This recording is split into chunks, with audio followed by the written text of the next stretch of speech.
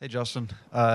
Texas, you guys couldn't get any pass rush going. Fast forward to this game, you guys are in all kinds of pressure. What do you think has changed, and what did you guys learn from that Texas game to make sure that you guys have been as successful at the pass rush as this game?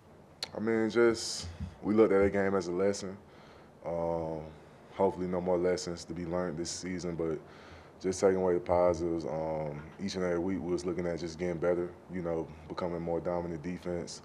Looking at every little thing, whether it be pass rush, stopping the run. Just trying to be better, and that's something that I feel like we showed on Saturday, and our goal is to continue to show that.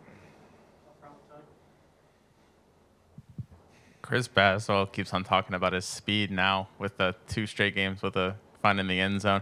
How sick of hearing about that are you? And then just how impressive is his speed for being a big guy? Well, I mean, it's a little bit different because he's not truly a big guy. He's an outside linebacker. But, now if it was somebody like Jaheim or me or TK that did that, I think that y'all guys be a lot more complimentary. But it's just impressive that, back-to-back weeks, he had made two incredible plays. Talk about last week against Mississippi State, getting that pick and returning for a touchdown. And even though, his last play was called back, just the ability to block the field goal and be able to run it back, it's just that was awesome. I'm proud of him. Justin, what has Coach Steele been instilling in the defense for the growth that you guys have had and the ability to perform like this? I think Coach Stilton came in already knowing what to expect and knowing how things are here, from his previous experience. I think that, we have been receptive of everything that the coaches have been telling us, and I think it's just been great. And I feel like, when you see us on Saturday, you see all them things come together. You brought up Tim Keenan a little bit earlier. Just what kind of growth have you seen from him, and what kind of impact is he making on the defensive line? He's a great guy. The impact that he's making, he's a big guy that can stop the run. He's always going to have great energy, each and every day. I'm very proud to see how far he's come, for him to be able to, play significant snaps and be able to really help this team to be trusted upon. And, he done came a long way. I'm proud of him. Justin, Coach Saban talked about KJ Jefferson earlier. What goes into tackling or rushing a quarterback that of his size? And is there anything different in your mindset when it comes to a quarterback that is his size but also has the rushing ability? Well, I think it always come back to, not rushing past quarterback, having great gap integrity when rushing. And then on top of that, anytime, we may have a defensive plan as far as like, if they run read option, somebody has to run it back, the linebacker needs to have the quarterback, or, vice versa. If it's a situation where, it isn't a game plan, if they run a read option, defensive end has to sit and, let the quarterback make the decision if he gives the ball off. That's not your priority, but if he takes it, that's your priority. So just being on the same page, making sure everybody do a 111. And I feel like, we'll be successful if everybody does. It's just that. Wanted to ask you about Tim again. What has his emergence in the middle kind of allowed for you guys to do as a D line? Having somebody that can push the pocket, having somebody that can take on blocks, that can take on doubles and combos, somebody that has that grit and determination.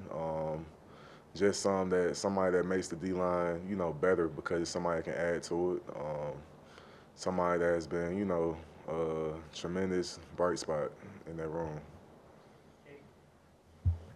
Coach Saban just credited the pass rush as part of the reason why there's been more interceptions this year. Just how much of it is a tag team effort between y'all and the front seven, creating the pressure, and then the guys on the back end kind of getting the interceptions? Well, I feel like it goes hand in hand. If we can get the quarterback off his original off his original plan of where he wants to throw, and we can get him out of the pocket, we can create pressure. It makes it easier for the guys in the back end. The same way how when they cover great, we can get sacks off it. The quarterback having to hold the ball too long, making them have to be indecisive on what he want to do. So it go hand in hand. I feel like we playing great ball, and I feel like our best is still yet to come.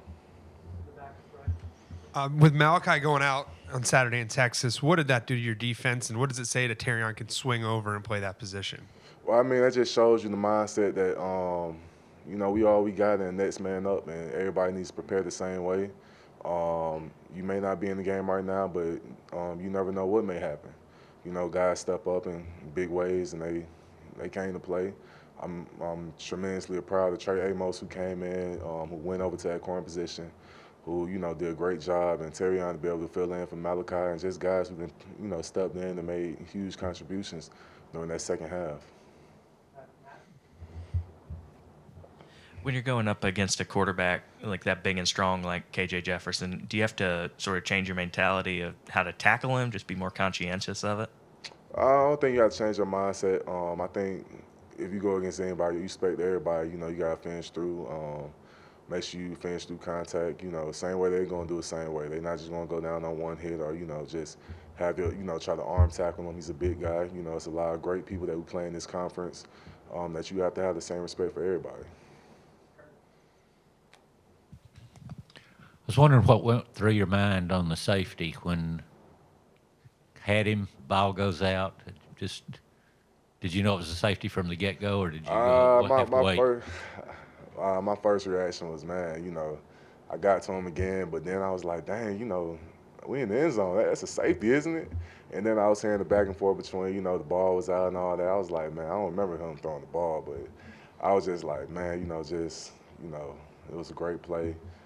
Just a great moment, you know, just being in a great atmosphere, playing at Texas A&M. You know, last time we played there, it didn't end so well, but, you know, just to be able to come back and, you know, really show what this team is about. You know, come back in the second half. You know, going into halftime, being down, just to, you know, our motto around here is, you know, we're a four-quarter team. You know, that's the reason why every time the fourth quarter come, we always throw up fours on our finger to indicate that, you know, teams may not last as long as us. You know, it's a 60-minute fight, and that's what we pride our team on. Anything else? Thank you.